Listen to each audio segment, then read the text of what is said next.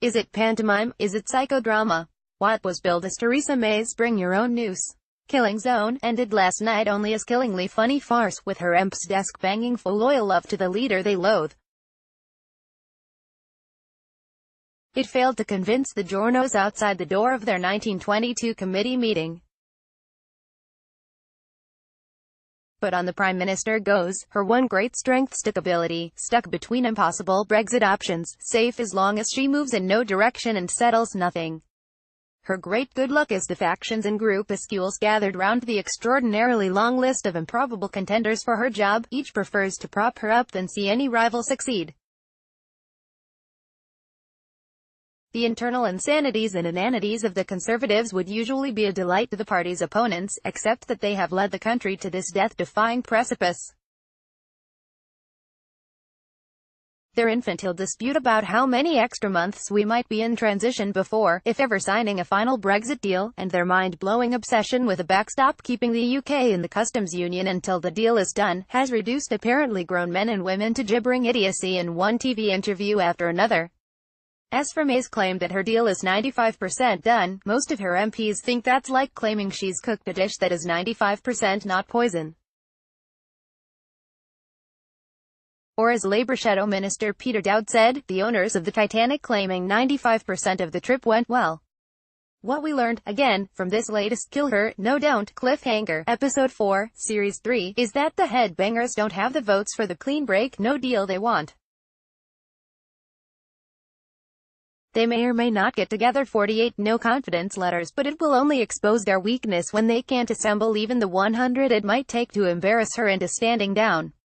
Nor do they have the votes to install any one of them in her place. But nor does May have the votes for anything like her Chequers deal.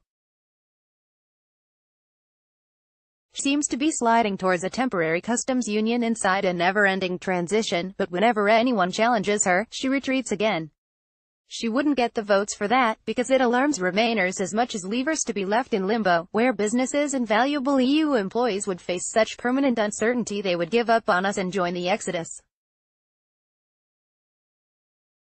In that permanent limbo, the headbangers would still be banging on daily forever, threatening that clean break, frightening away investors.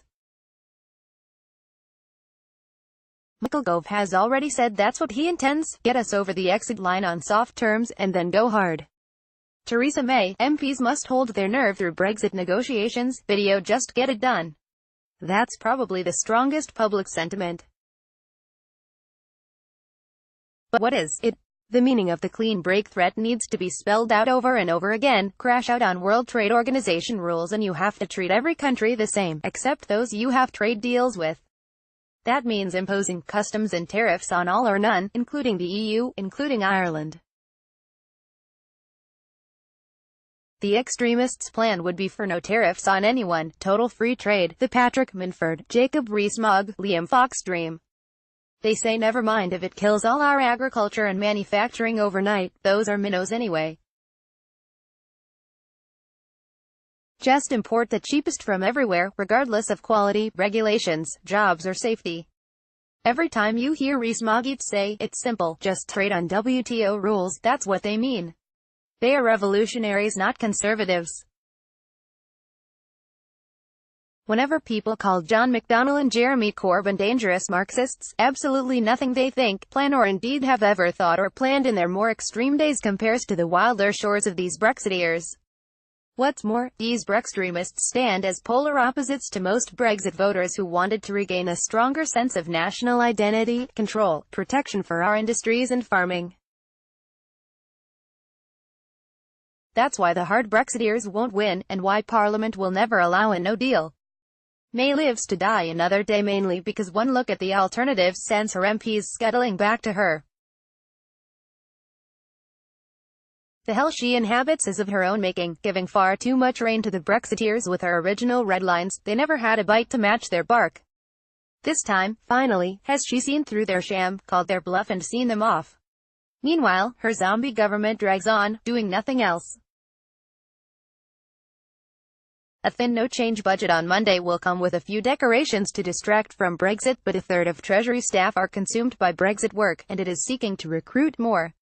The Chancellor has no intention of ending austerity. The cuts will never be restored, but this time he has good cover. Few chancellors would dare spend at this crisis moment while the fallout from a Brexit deal, let alone no deal, stays perilous and unknowable. Polly Toynbee is a Guardian columnist.